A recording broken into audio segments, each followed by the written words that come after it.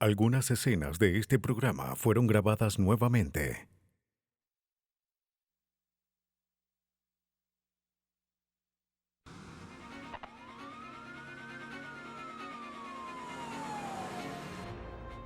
En Texas, varias mujeres aparecen muertas en sus oficinas. Son halladas a poca distancia. Los investigadores deben conectar los crímenes a fin de detener a un asesino antes de que ataque nuevamente. La dueña de una tienda es apuñalada hasta morir en pleno día. Aunque la escena no tiene muchas pistas, los huesos de la víctima revelan el método del asesino. Los científicos deben reunir pequeñas pistas a fin de resolver los crímenes. Los criminales suelen esmerarse en no dejar rastros, pero los mismos métodos del asesino pueden ser una evidencia, especialmente cuando una inocente víctima es marcada para morir.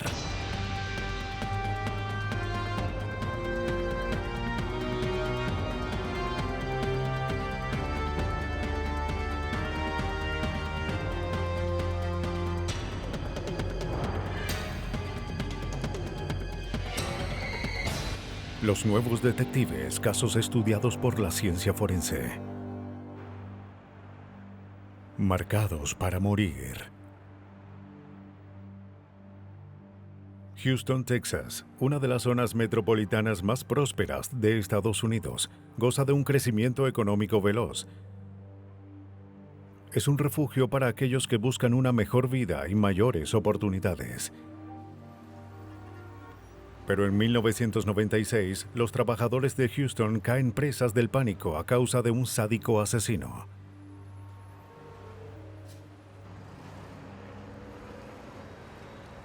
El 5 de enero a las 5:30 de la tarde, Jerry Cohen regresa al local de alquiler de depósitos que maneja junto a su esposa Rita en Spring, Texas.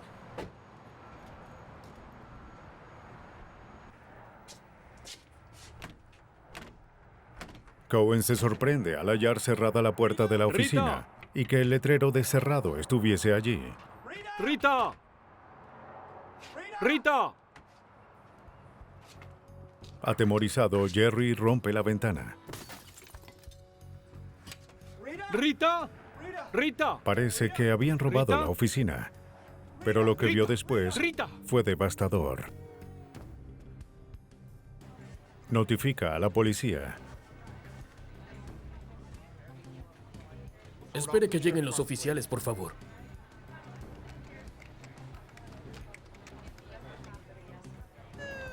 ¡Deprisa! ¡Vamos! Una patrulla Se cercana asfixia. llega en No está minutos. bien. ¿Qué sucedió? De acuerdo. La ataron. Venga, por aquí. Bien, vamos adentro. Vamos, rápido. Está aquí. Pero era muy tarde. Ahí está. Bien, bien, de acuerdo, señor. Necesito que se quede aquí. Quédese aquí. Rita Cohen es declarada muerta. 4833, la víctima ha muerto. Necesito un supervisor. Los investigadores acuden a la residencia. Parece que había sido atada con una brida para cables.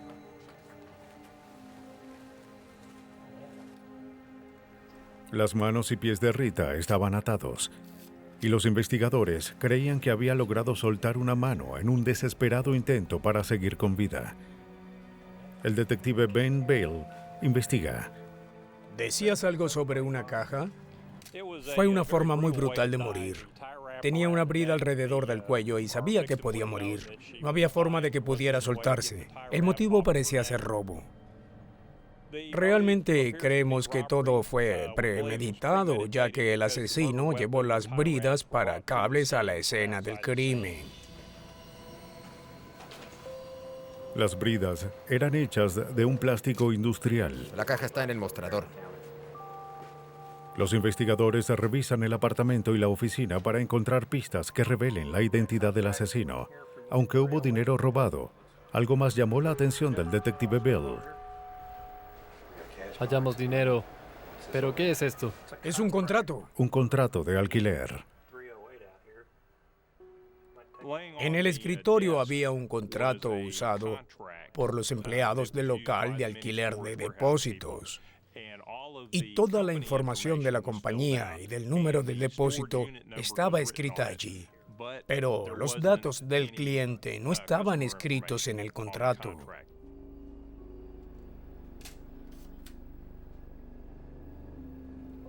Los detectives proceden a interrogar a los más cercanos a la víctima, esperando hallar respuestas. En cualquier caso de todo homicidio, uno empieza en el hogar y después del hogar viene la familia. El detective Bill interroga al esposo de la víctima, Jerry Cohen. Quisiera hacerle unas preguntas. ¿A qué hora llegó a casa esa tarde? A las 5:15. ¿Y dónde estaba antes? Trabajando. ¿Trabajando? Por el hecho de que él había sido uno de los últimos que hablaron con ella estando viva. Lo interrogué y obtuve su declaración. Cohen afirma que vio a su esposa viva esa mañana cuando él salía a trabajar cerca de las 8 de la mañana. ¿Vas a venir hoy? No, creo que esperaré hasta mañana. Hablaron sobre algunas diligencias y todo parecía Estaré estar bien. aún tengo 3 días más. De acuerdo, me voy. Cuando Cohen regresa del trabajo a las 5:30, halla muerta a su esposa. Él tenía una coartada para el día entero. Estaba trabajando.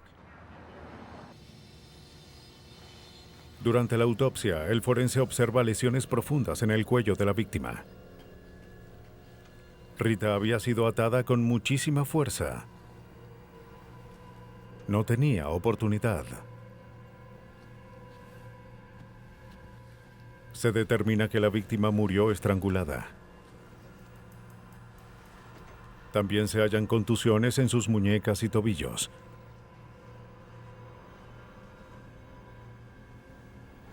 Para el asesino, las bridas de cables fueron un arma que combinaba eficiencia con una fuerza letal. Se envían las bridas al laboratorio de Harris para su análisis. Matthew Clements es un analista de herramientas en el laboratorio. Identificar una herramienta requiere poder reconocer un patrón a través de un objeto tridimensional que tenga forma, al contrario de algo plano, como una hoja de papel o algo similar. Para ello, es necesario entrenar el ojo y entrenar la mente para observar estos objetos en 3 dimensiones. Las bridas eran industriales, usadas en reparaciones eléctricas y de aire acondicionado. Al principio parecían ser genéricas, sin características distintivas, pero al aumentarlas, Clements observa algo. Las puntas de las bridas fueron cortadas. Tenían marcas de herramientas. Este era un hallazgo clave, ya que las herramientas como alicates y pinzas dejan marcas distintivas y las bridas fueron cortadas en la misma medida. Un alicate tiene una cuchilla y esa cuchilla es la que corta el trozo de plástico. Las marcas de la superficie de la cuchilla dejarán marcas, una serie de líneas, en el objeto cortado. Estas marcas son las que usamos para comparar. Así como las huellas dactilares pueden identificar a un individuo, las marcas pueden servir para identificar una herramienta. Los investigadores creían que si encontraban la herramienta que había cortado las bridas, hallarían al asesino. Eso puede ser la clave. Puede ser el eslabón en el caso. Si no hay huellas dactilares o rastros de ADN, o si no hay otra evidencia que vincule al sospechoso a la escena, las marcas dejadas por una herramienta pueden identificar al asesino si él tiene ese instrumento. Los forenses también analizan el contrato de alquiler encontrado en la escena del crimen para encontrar huellas indetectables a simple vista.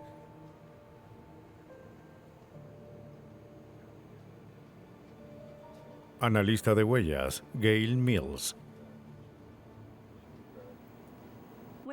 Cuando encontramos el documento sin terminar, supimos que alguien lo había tomado.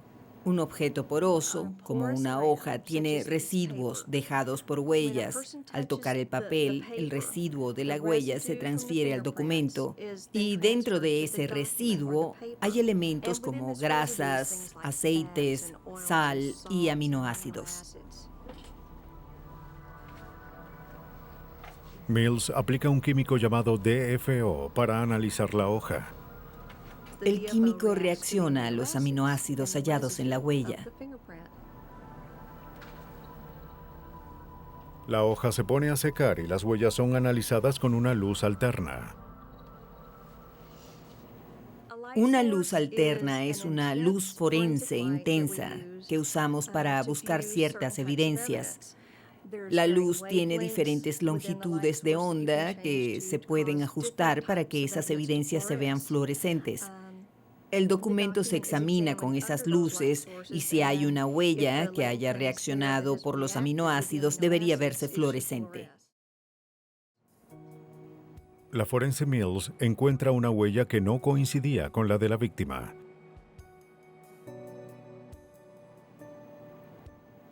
Cuando eso sucede, hay que fotografiar la huella a fin de preservarla, y eso es lo que hice en este caso.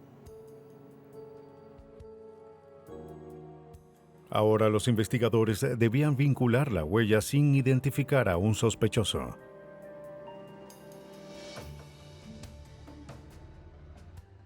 En el departamento de policía de Harris, el detective Bill revisa la evidencia. Aunque sabía que los cortes en las bridas fueron limpios y que el culpable pudo haber dejado una huella, no tenía nada para identificar a un sospechoso. El detective vuelve a hablar con el esposo de Rita y le pide que registre el lugar para ver si había otros objetos desaparecidos de la caja de dinero. Cohen revisa el apartamento y descubre que también habían desaparecido unas joyas y 2 órdenes de pago. Los investigadores tratan de localizar las órdenes de pago. Jerry recuerda que 2 días antes del asesinato, él y su esposa compraron 2 órdenes de pago en una tienda cercana a su residencia. Usaron las órdenes para pagar sus cuentas. Una orden de pago fue de cientos de dólares para pagar el auto y la segunda orden fue por $10. Jerry Cohen afirmó que sabía que las órdenes fueron robadas ya que no encontró las copias al carbón. Estaban en blanco.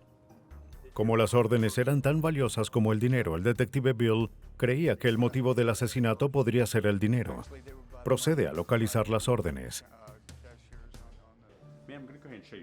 Los detectives le muestran una foto de Rita Cohen a una vendedora. Sí, creo que vino el lunes o el martes de la semana pasada.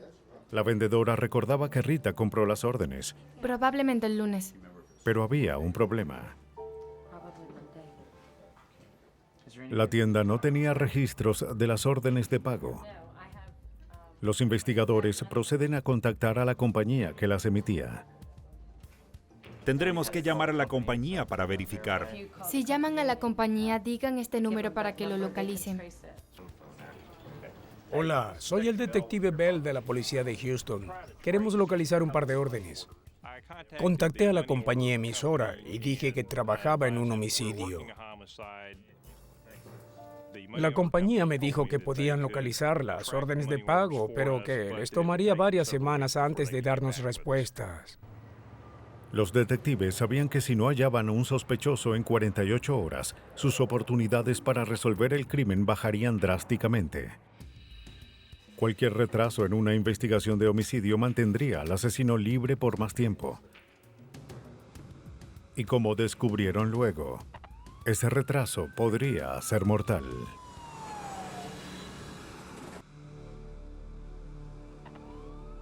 Los detectives tratan de resolver el cruel asesinato de Rita Cohen, pero su asesino parecía estar un paso delante de ellos.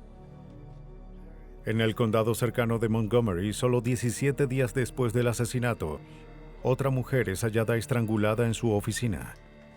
La víctima era la vendedora de bienes raíces Janice Vogel. Sus manos y pies fueron atados con cables eléctricos rojos, y alrededor de su cuello había una brida de cables, igual a la usada para estrangular a Rita Cowan. Las noticias sobre su muerte se difundieron rápidamente en el área de Houston y la gente estaba aterrorizada. Ben, estaba viendo las noticias y el condado de Montgomery tiene... Un detective del condado de Harris vio la noticia y observó similitudes con el asesinato de Rita Cowan.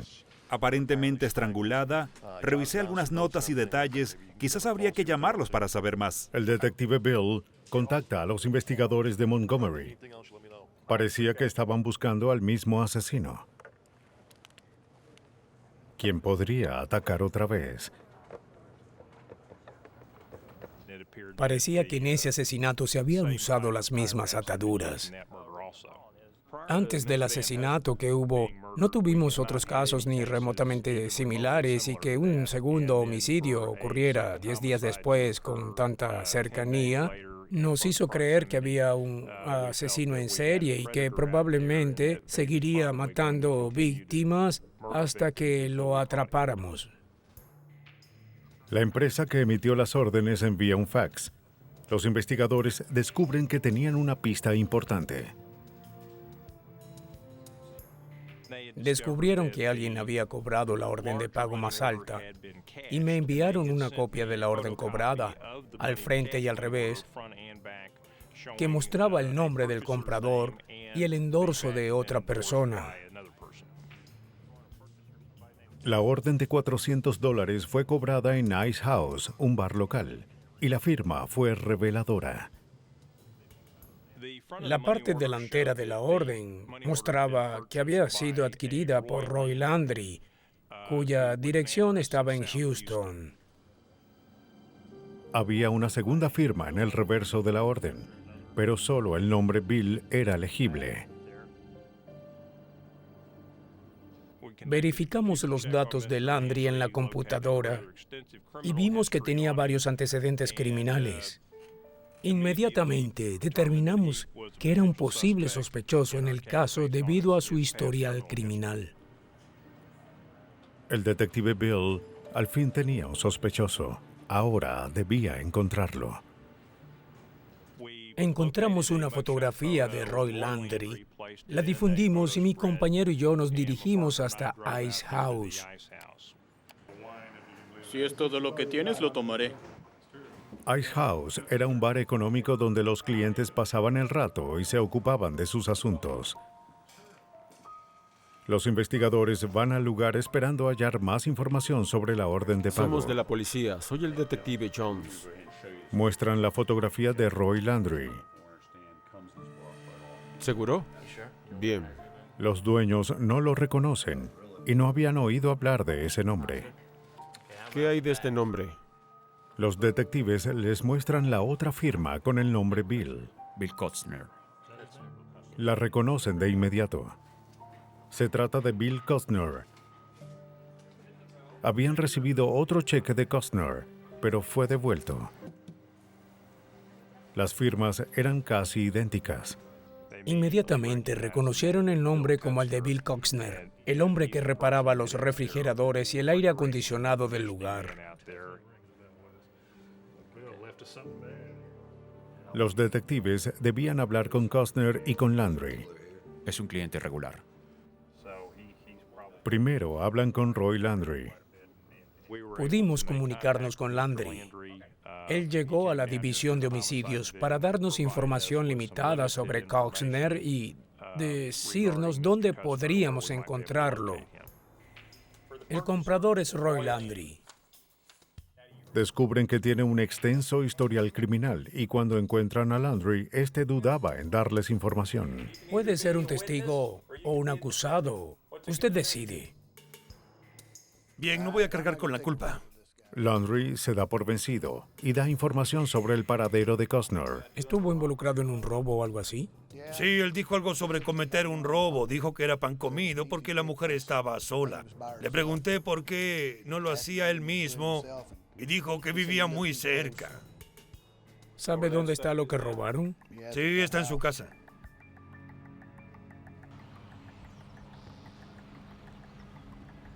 Los investigadores van a la casa de Bill Costner.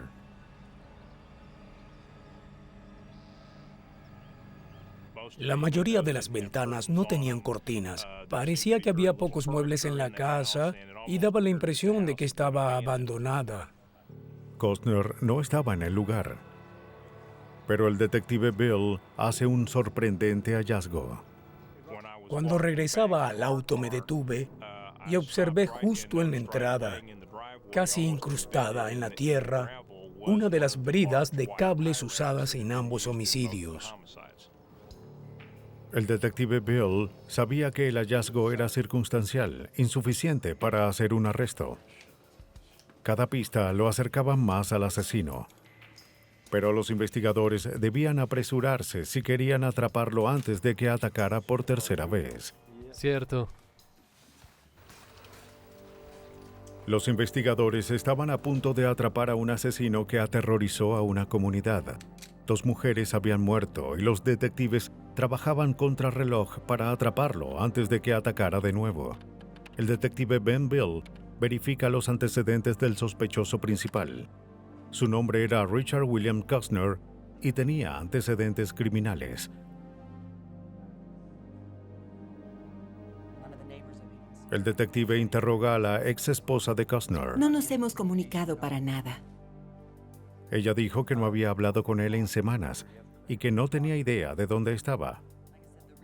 Pero luego recordó algo. Estaba la camioneta y se la llevaron y eso era lo único que nos quedaba.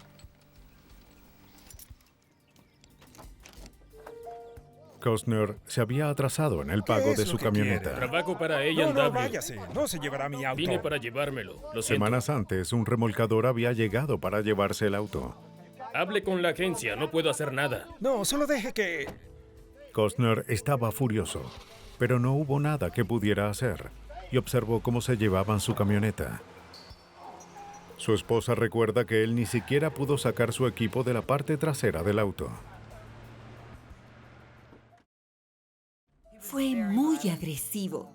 Ella recordaba el nombre de la compañía que tomó posesión del vehículo. Pude oler el licor en él. Ya lo he vivido antes. Es algo que nunca cambiará. Era A&W Motors, si no me equivoco.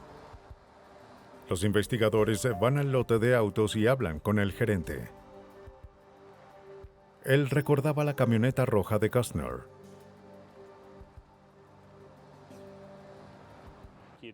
Nos dijo que cuando recuperaron la camioneta, todos los documentos de Costner, su equipo, de aire acondicionado y pertenencias aún estaban allí y que Costner se comunicó con él y dijo que iba a buscar sus cosas. Pero cuando no se presentó, sacaron todas sus pertenencias del camión y las guardaron en una de sus cajas fuertes. Los investigadores observan las pertenencias de Costner sin tocar nada. Piden una orden de registro para analizarlas más a fondo. Observamos a simple vista que había varias bridas similares a las usadas en nuestro caso y en el de Montgomery. Como nos enfrentábamos a 2 asesinatos con pena capital, decidimos ser cautelosos, así que obtuvimos una orden antes de revisar la caja y las pertenencias de Costner.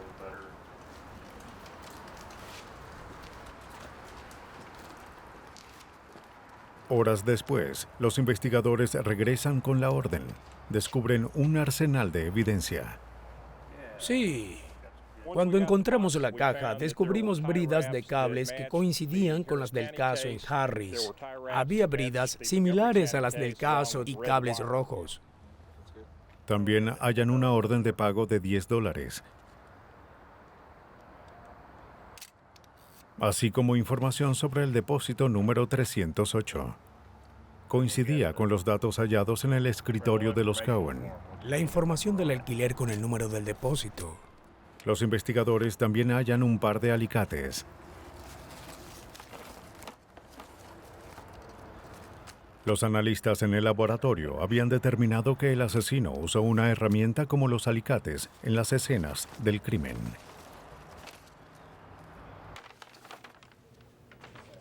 Los forenses comparan los cables hallados entre las pertenencias del sospechoso con los usados para atar los pies de Janice Vogel. Al final, lo que uno busca es encontrar el mismo patrón de estrías en la evidencia y en los objetos encontrados. Se utiliza un lente especial de aumento para observar los patrones del cable. Cuando uno encuentra una cantidad suficiente de estrías, puede determinar si otra herramienta pudo haber dejado la marca. Basándonos en toda la evidencia que pudimos encontrar en el lote, logramos obtener una orden de arresto para Bill Costner por el asesinato ocurrido en el caso de Harris. El anterior sospechoso, Roy Landry, les dijo a los investigadores dónde estaba Costner. Los oficiales del condado de Harris deciden ir en la noche, cuando era probable que Costner estuviera en su residencia y no hubiese muchos espectadores.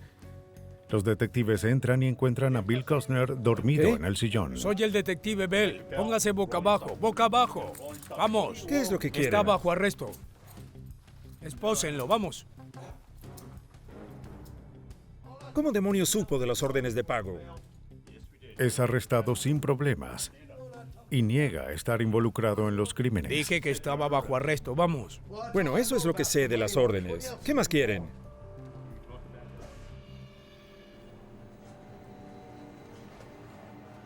Con el sospechoso en custodia, los investigadores construyen su caso en contra de William Richard Costner. La analista de huellas Gail Mills compara las huellas de Costner con una huella hallada en la escena del crimen. La huella fue encontrada en el contrato de alquiler.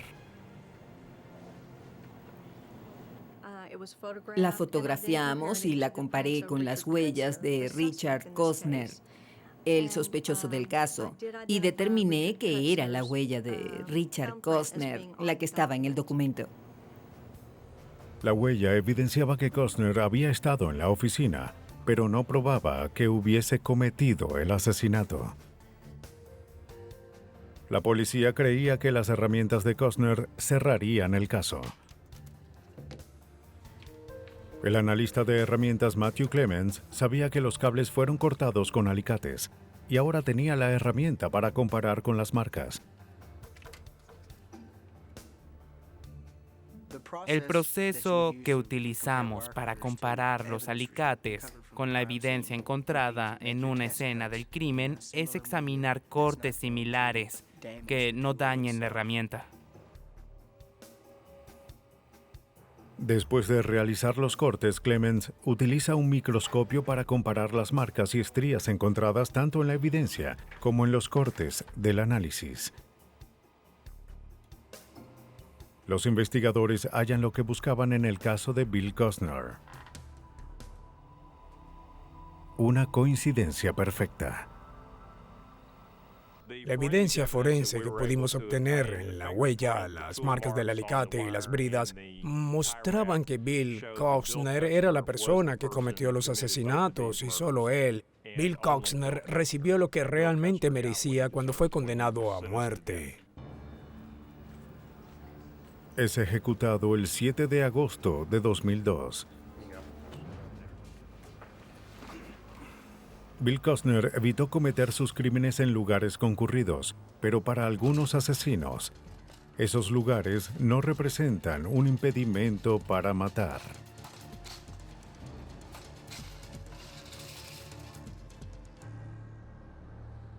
Foley es un pequeño pueblo de 150,000 habitantes en Alabama, con una tasa de criminalidad muy baja donde un asesinato es inusual. El 4 de diciembre de 1997, un robo ocurre a plena luz del día. Un cliente había terminado de llenar el tanque de su auto y entra a la tienda a pagar. Nada lo preparó para lo que vio a continuación. Llama al 911. 911, ¿cuál es su emergencia?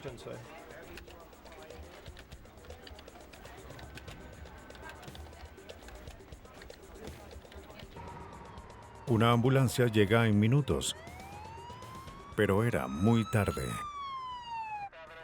El apartamento 8C, 8C. Hallan la licencia de conducir de la víctima. Era Nancy Biddle, de 43 años, la dueña de la tienda. El teniente Richard Sprinting de la policía de Foley acude a la escena. Había señales de lucha y lo que parecían ser heridas defensivas en las manos de la víctima. Se recogieron muchas muestras de sangre, de huellas, fotos de la escena del crimen y, claro, el cuerpo de la víctima fue llevado al laboratorio forense.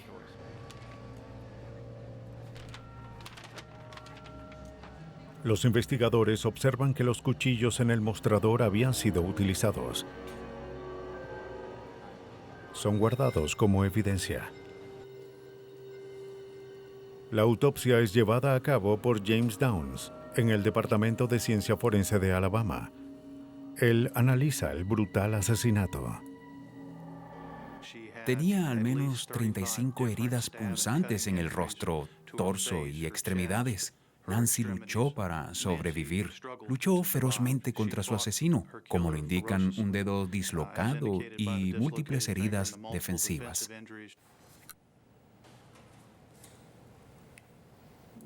Cuando observo una herida de cuchillo en un cuerpo, lo que trato de hacer es calcular las medidas, la profundidad de la herida y si se puede hacer una interpretación.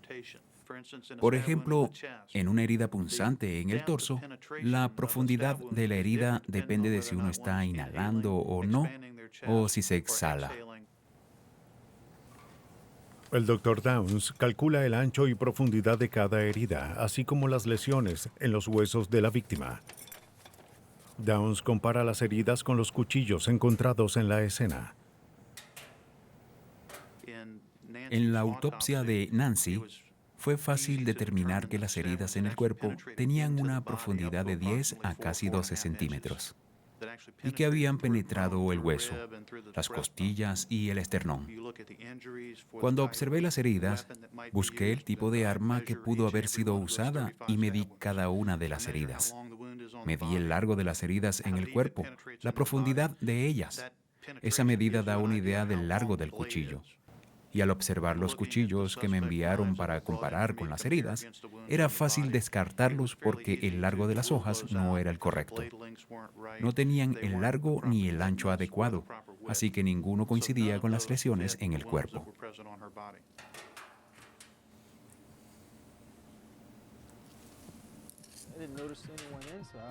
No vi a nadie adentro. Salí y el Maverick seguía allí. La policía encuentra un testigo, quien quizás fue la última persona en ver con vida a Nancy Biddle, además del asesino. El testigo compró gasolina esa mañana.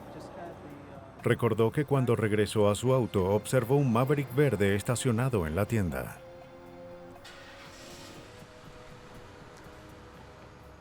No vio al conductor, pero la descripción del auto fue la primera pista para la policía.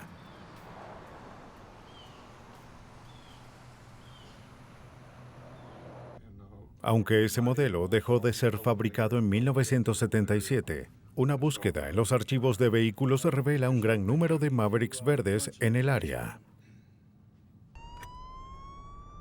La policía localiza a todos los Mavericks verdes registrados en un radio de 96 kilómetros de la escena. 5 Adam 628. Corrección, 5 Adam 6208D. Giró en la ruta 71 al norte de la 64. 10-4.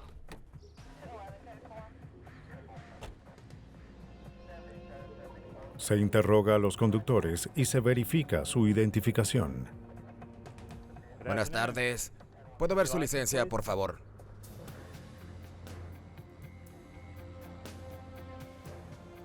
Pero al pasar los días no encuentran pistas.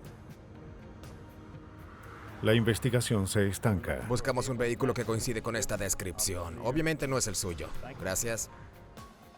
Aunque los detectives creían que el auto podía llevarlos al asesino, la pista del Maverick verde los conducía a un callejón sin salida.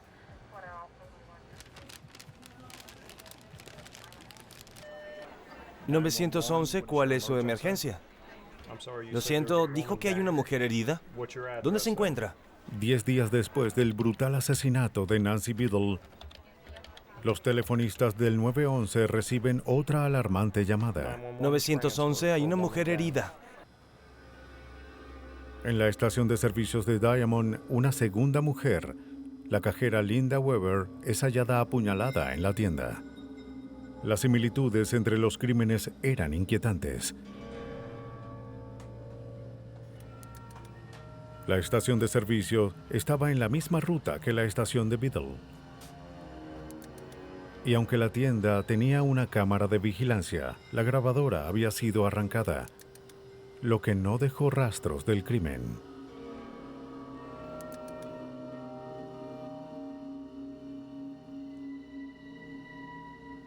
Los forenses recogen huellas donde la grabadora había sido arrancada, pero los resultados no son concluyentes. Para el teniente Warren Stewart, del Departamento de Investigación de Alabama, no podían pasarse por alto las similitudes al homicidio de Nancy Biddle.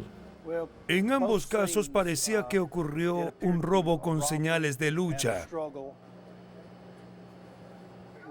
No sabíamos a qué nos enfrentábamos, si se trataba de alguien que necesitaba dinero o si había un asesino serial en el área de Foley. Una vez más, el cadáver es examinado en el Departamento de Ciencia Forense de Alabama. Al igual que en el primer caso, el Dr. James Downs mide las heridas de Linda Weber y busca laceraciones en los huesos.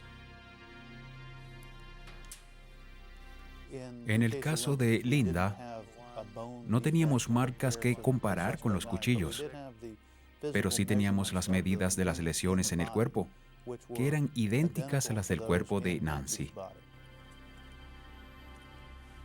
El Dr. Downs concluye que tanto Nancy Biddle como Linda Weber fueron apuñaladas con la misma arma. Con una comunidad presa del pánico, el Departamento de Policía del Condado de Bowen forma un equipo de trabajo. Consistía en los investigadores con más experiencia del condado, quienes crean un plan para atrapar al asesino. Esta es el área cercana al Diamond Mart. El Diamond Mart está aquí y allí está el estacionamiento. Y esto está detrás del área. Los investigadores revisan las fotografías de cada uno de los asesinatos. Tenían que actuar rápido para restaurar la paz en la comunidad. El detective Huey Mack, de la Policía del Condado de Bowen, dirige este equipo de investigación. La emoción predominante entre el público era el miedo. Esta área es baja en crímenes. El homicidio es inusual. Y cuando ocurren dos homicidios en pocos días que pudieron ser cometidos por el mismo sujeto, el miedo se expande por todas partes. Con poca evidencia, el equipo necesitaría la ayuda del público.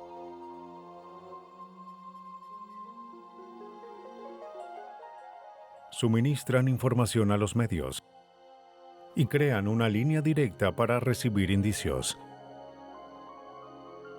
Los esfuerzos valen la pena. Una testigo llega a declarar mientras que la policía revisaba la segunda escena del crimen. El detective Mack creía que se trataba de una pista sólida.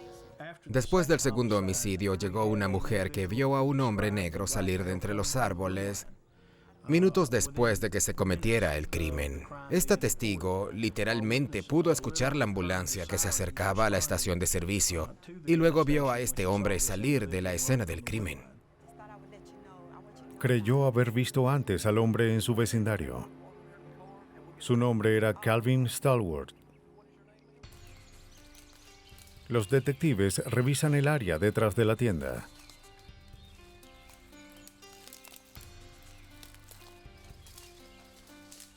Entre las hojas encuentran la videograbadora que creían había sido arrancada de la tienda.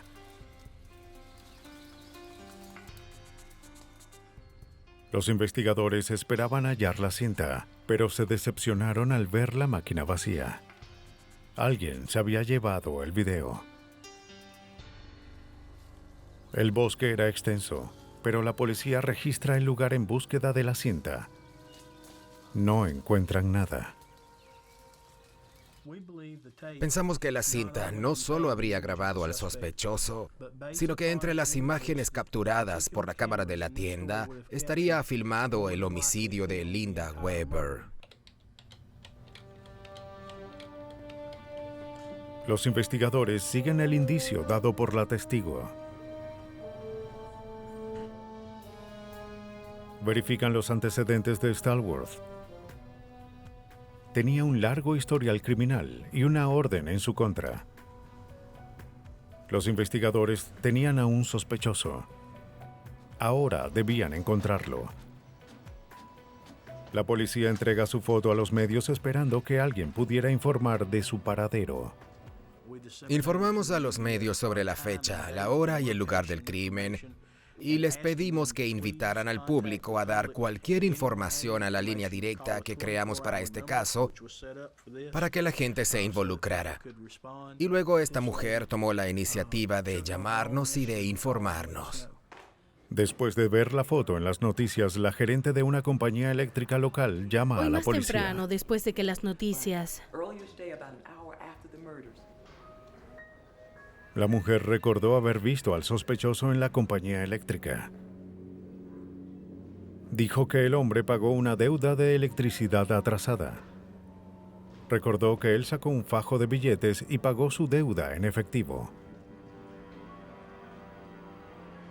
Cuando escuchó sirenas de policía afuera, el hombre se puso nervioso y se fue.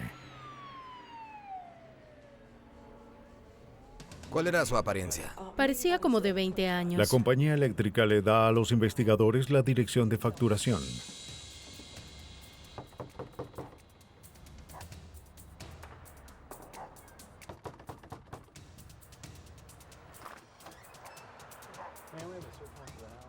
La dirección pertenecía a la novia de Stallworth. La policía va hasta allá con una orden. Cuando entran en la casa, consiguen a Stallworth en un cuarto trasero tratando de escapar. Como sabían que podía estar armado, los oficiales sacan sus armas y le ordenan que se rinda. Tenemos una orden, alto allí.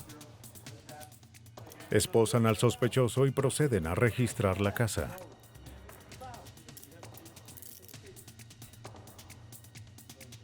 Mientras, Stallworth afirma que es inocente. ¿No tiene ninguna arma? En una habitación, la policía encuentra evidencia incriminatoria. ¡Detective, encontré algo! Debajo del colchón había un cuchillo y ropa ensangrentada. ¿Sabe de dónde salieron las manchas en esta ropa? Calvin Stallworth no hace uso de sus derechos y empieza a hablar con la policía. Dijo que no tenía nada que esconder. Insiste en que no tuvo nada que ver con los asesinatos y que nunca estuvo en las tiendas. Los detectives le dicen que una testigo lo vio en una de las escenas del crimen. Stallworth cambia su historia de inmediato. Me asusté y vi el dinero en el mostrador y lo necesitaba, así que... El teniente Stewart interroga al sospechoso, pero no puede creer lo que oye. Cuando entra en la tienda, ve que la víctima yacía tras el mostrador y observa que fue apuñalada. Afirma que en ese momento se asustó, pero que vio el dinero encima del mostrador y que lo necesitaba para pagar sus deudas, así que aprovechó la oportunidad que se le presentó. Yo solo, vi las cámaras. ¿Hola? ¿Hola? ¿Hay alguien? En el segundo homicidio afirmó que se dirigía a la estación. Dijo que cuando entró, escuchó un ruido.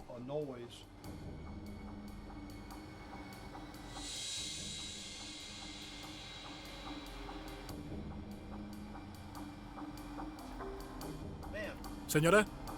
Señora. Y vio a la víctima en un cuarto detrás del mostrador. Miró arriba y observó una videograbadora. Stallworth afirmó que en ese momento se asustó. Temía aparecer en el video y que si no se deshacía de la cinta, sería acusado del homicidio. Así que tomó la videograbadora y abandonó la escena del segundo homicidio. Yo no podía creerlo. Calvin se colocó él mismo en las escenas del crimen. A pesar de su detallada versión, los detectives construían su propia teoría de los casos y no coincidía con la de Calvin. Los forenses reunirían todas las piezas, confirmando que Calvin Stallworth era el asesino.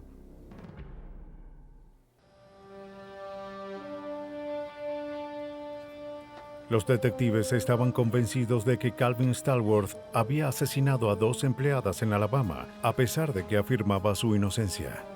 Ellos sabían que mentía. Se analiza la camisa de Stallworth en búsqueda de sangre. William Jones, del Departamento de Ciencia Forense, explica: Tomamos una muestra y si a través de un análisis cambiaba de color, sería positiva para sangre. Luego hicimos otros análisis para ver si había ADN humano en la mancha.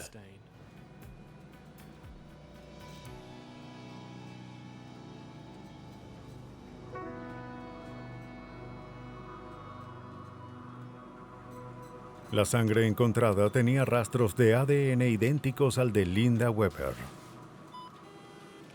Pero como Stallworth admitió haber estado en la escena, la evidencia no era concluyente.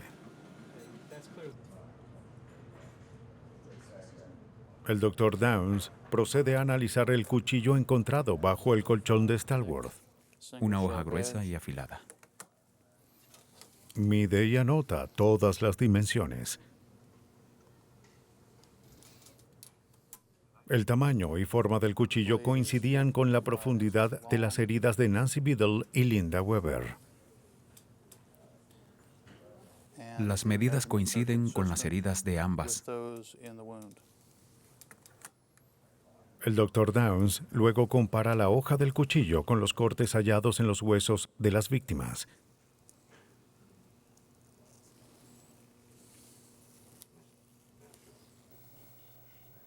También coincidieron. Pudimos conseguir ese cuchillo y medirlo. La longitud de la hoja, la anchura y su profundidad. Las comparamos con la muestra de hueso que había guardado en la primera autopsia. Pude comparar la muestra con el cuchillo y literalmente calzaron como un guante, lo que mostró que el cuchillo tenía las mismas dimensiones que la herida en el hueso. El Tribunal de Apelaciones de Alabama envió el caso al Circuito Judicial del Condado de Baldwin. A pesar de que la increíble historia de Stallworth pudo haber influido en la decisión del jurado, los investigadores se valieron de la ciencia para asegurar un veredicto de culpabilidad. Sin la ciencia, no creo que hubiésemos podido resolver este caso. La ciencia forense fue lo que vinculó a Stallworth a ambas escenas. Una vez más, la ciencia prevalece y Calvin Stallworth es enjuiciado. Es hallado culpable de 2 cargos de homicidio. Fue sentenciado a muerte por sus crímenes. La mayoría de los criminales tratan de cubrir sus rastros con desesperación, pero hay veces en las que sus crímenes dejan indicios que no pueden ser borrados. La ciencia forense revela esos indicios y a los asesinos que dejan a sus víctimas marcadas para morir.